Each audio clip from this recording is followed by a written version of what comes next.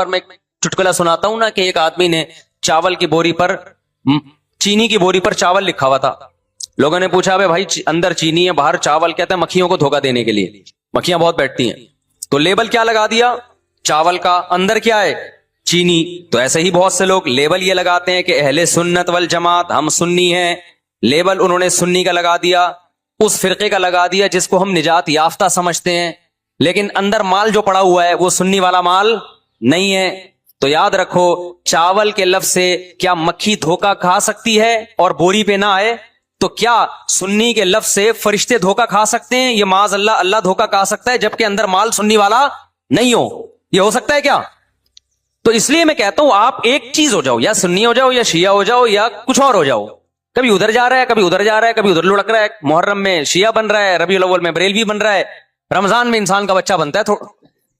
میں یہ نہیں کہہ رہا کہ بریلوی انسان کے بچے نہیں ہیں, یعنی رمضان میں ایسا لگے گا جیسے بہت نیک آدمی.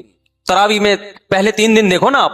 ابھی تو میں یہ بات ہی نہیں کر رہا کون جنتی کون جہنمی کون غلط کون صحیح, ابھی تو میں صرف یہ بتا رہا ہوں کہ اسلاف نے 73 فرقوں میں سے جو ایک جنتی ہوگا اس کو ایکسپلین کیسے کیا ہے. اگر بریلوی اس پہ پورے اترتے ہیں تو بھائی وہ جنتی ہیں, میں کسی کو جہنمی جنتی نہیں کہہ رہا, میں تو ایک کرائٹیریا بتا رہا ہوں. ہو سکتا ہے میں نہ اترتا ہوں, بریلوی بھائی پورے اترتے ہوں, شیعہ لوگ پورے اترتے ہوں, کسی ایک کو میں یقینی طور پہ نہ جنتی کہہ رہا ہوں نہ جہنمی. میں تو کہہ رہا ہوں کہ آپ فیصلہ کرو کہ آپ ادھر ہو یا ادھر ہو, درمیان میں نہ لٹکو.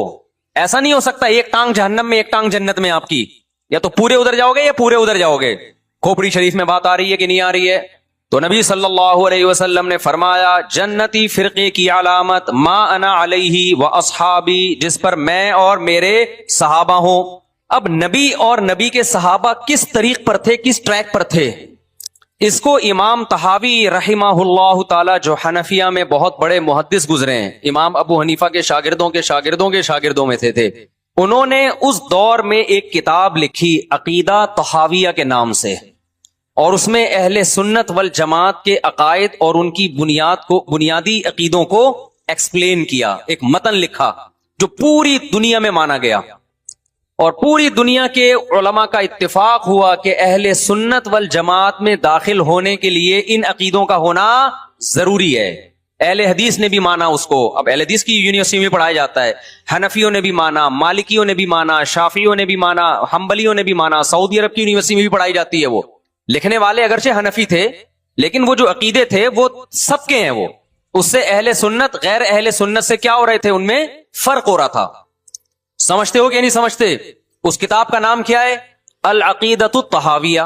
وہ کتاب جو لکھی گئی ہے نا پوری دنیا نے اس لیے مانی کہ اس میں ہر عقیدے میں قرآن اور سنت اور اجماع صحابہ ان 3 کو بنیاد بنایا گیا ہے.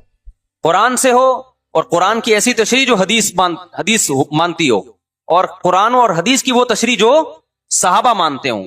لہذا اس وقت پوری دنیا میں جو اہل حق علماء تھے ان کا اتفاق ہو گیا, اور اب تک یہ اتفاق چلا آ رہا ہے کہ جو ان عقیدوں سے ہٹے گا وہ یا تو قرآن کے راستے پر نہیں ہے, یا نبی کے راستے پر نہیں ہے, یا صحابہ کے راستے پر نہیں ہے. اٹ مینس کہ وہ اہل سنت والجماعت سے خارج ہے. خارج کہہ کے ہم اس کو کافر نہیں کہہ رہے, کافر کہنا نہ کہنا یہ ایک الگ بحث ہے. کچھ کافر ہیں کچھ کافر نہیں ہے, لیکن وہ نجات یافتہ فرقوں میں نہیں ہے. بہرحال وہ اس فرقے میں نہیں ہے جس کی نبی صلی اللہ علیہ وسلم نے جنت میں جانے کی گارنٹی لی ہے. سمجھتے ہو کہ نہیں سمجھتے ہو؟ اب ان عقیدوں میں کیا ہے بھائی؟ وہ یہ کہ اہل سنت والجماعت جب بھی کوئی مسئلہ نکالیں گے اس کی بنیاد 4 چیزیں ہوں گی: قرآن، حدیث، اجماع امت.